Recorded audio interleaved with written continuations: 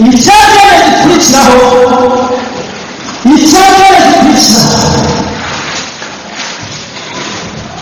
n'umwibuka uwo kwishyura Kristo n'ubuzima bwawe bwose n'ubwenge bwawe bwose n'amarangamutima yawe yose.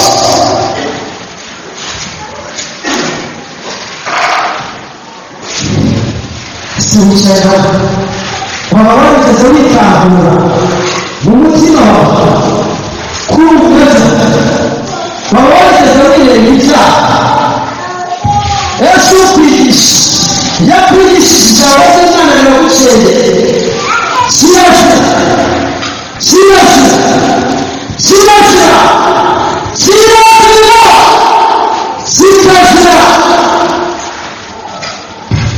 kugira ngo yihane kandi umutima we utigeze wiyemeza utananetse n'inzira ayigushaho kugira ngo yihane niwo mwese wo kwishoresha n'inzira nta n'umwanya udatsindwa ahora ahubwo n'umugira n'umunyabyaha ko yakoze ikibi azahita amenya ko ari byo ariko ntahazi ariko yongera mugenzi we Imana igaragaza ko ariko kubw'icyaha no gutinya ko Imana ari ingoro. Ariko n'aba nibo bagitahuje n'aba nibo babyivumbuyeho kizamujya akira n'umutegetse akazumuriro akurikira Kristo amusanga wese n'ubuzima bwe bwose. Bityo rero data w'abana babwiriza ubutumwa bwiza banyamasengesho bahanuzi barumurabora barumwereka mubana b'ibintu ijambo ry'Imana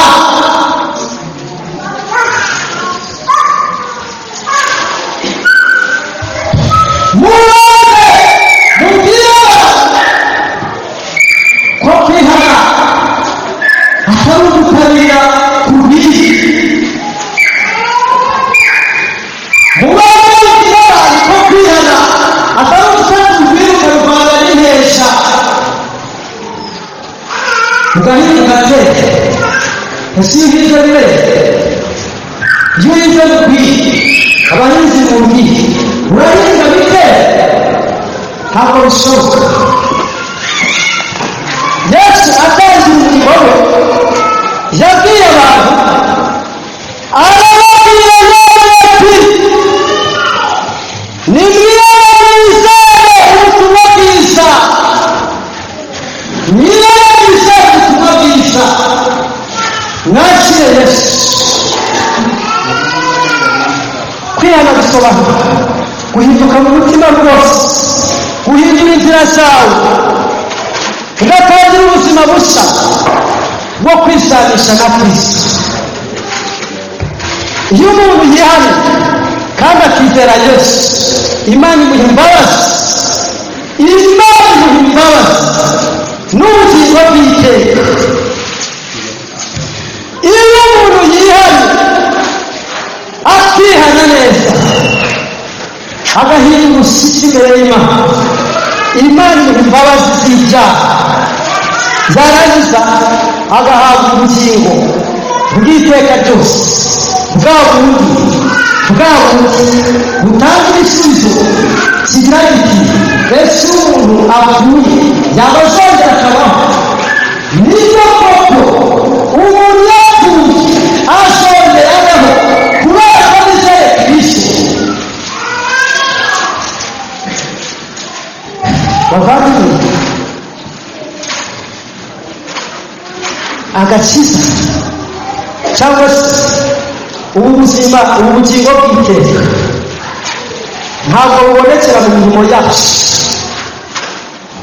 cyangwa mu mbaraga zacu bwite, ntabwo bishoboka, ahubwo akaboneka mu buryo Imana yateganyije. ubu buryo Imana yateganyije reka nongere musubire.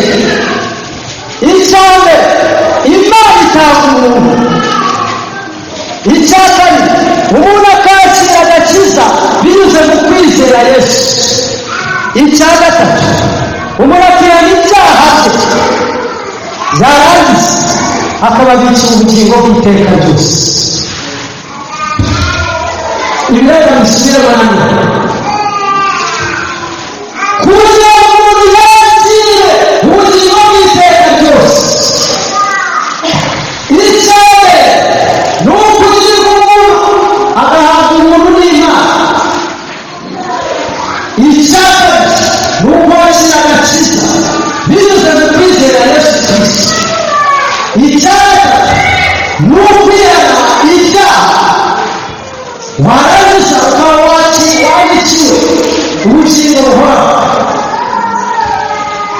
Ubu bugingo cyangwa se icyo twita ubuntu bwandikiwe abantu bose, ariko ikigoye umuntu ku giti cye niwe ugira uruhare mu kubwakira. Urashaka kubakira umuntu wakiriwe na Kristo Yesu kubera ko wowe umunyabyaha nta mbaraga na nkeya ufite zabasha kugukiza igihano cy'urupfu rw'iteka ryose. Shyira umutima wawe utekereze kuri ibi bintu.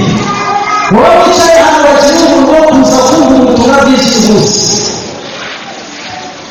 shyira umutima wawe ubitekerezeho.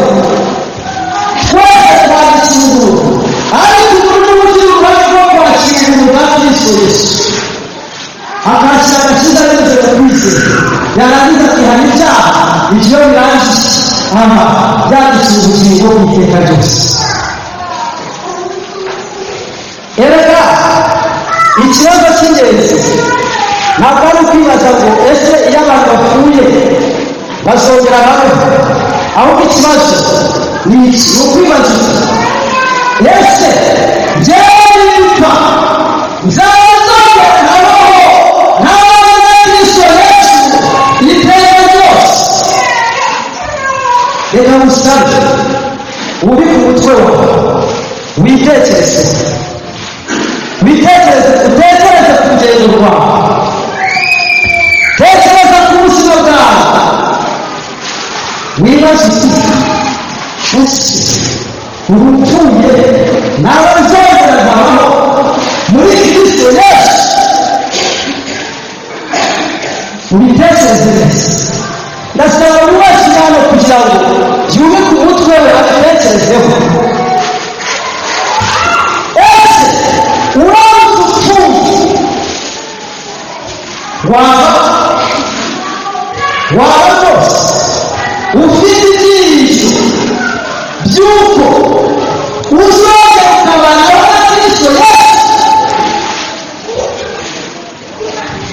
Nurangiza ufate amaso nusanga atari, emera ubuntu bwayo bw'Imana, emera Kristo Yesu, izere Kristo Yesu, wihane ibyaha byawe, wihane ibyaha byawe, wihane ibyaha byawe, wihane ibyaha byawe. Ingegana ba Kristo ngo bahanze kamere, ngo bayikishe, ngo umwuka wera ngaho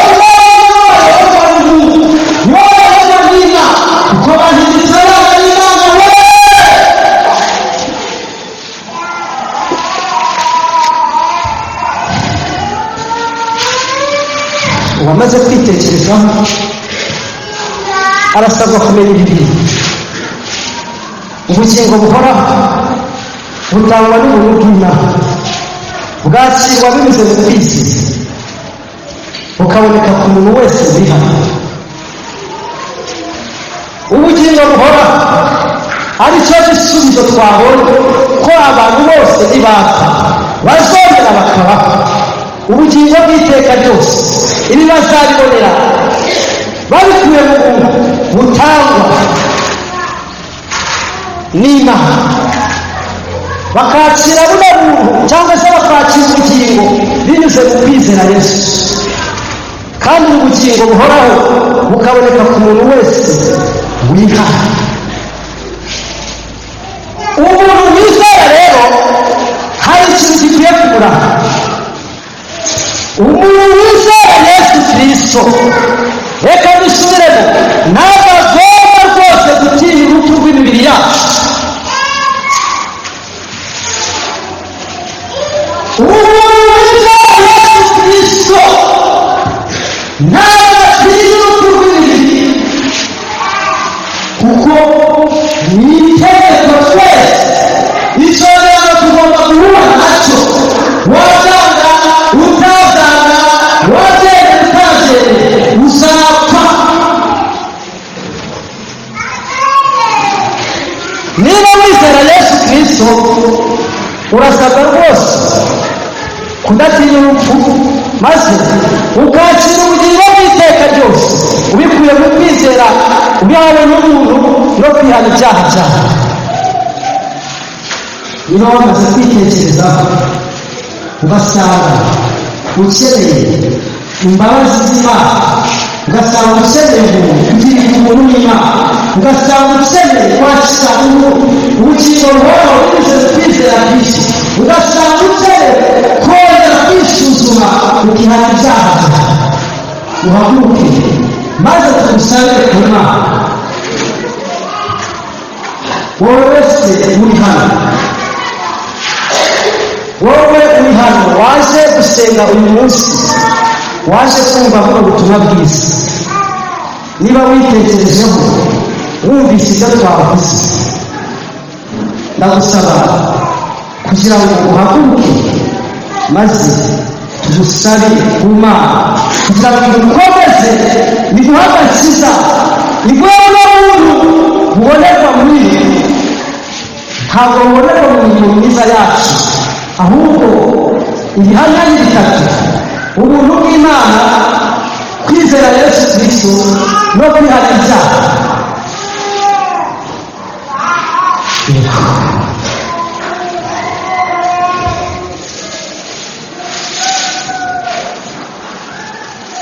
Amaraso y'umucunguzi niyo soko y'abagiye, niyo yezaho yacyari bakarorera bose, ndaguhimbariza mucunguzi, imbabazi wagiriye ukanyoziga anakoze mu maso wavuye mu by'abaguzi abahanye araranzanezerwa naryurihebe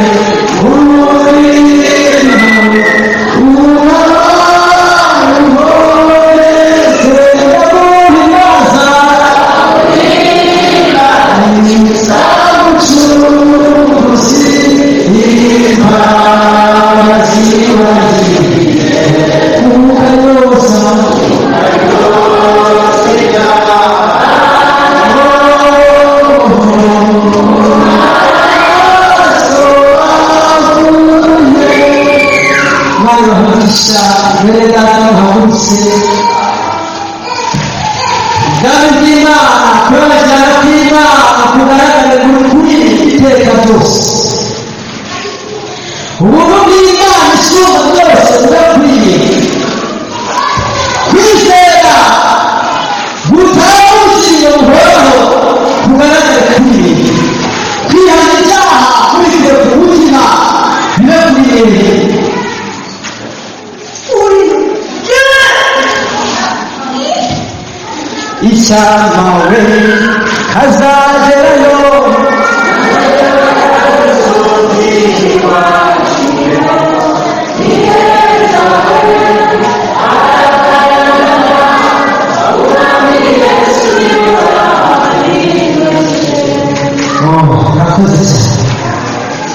yego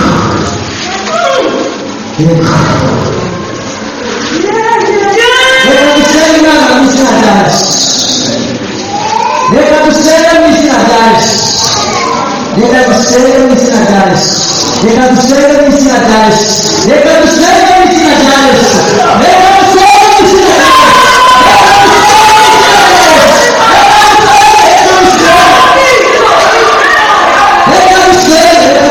rya Yesu.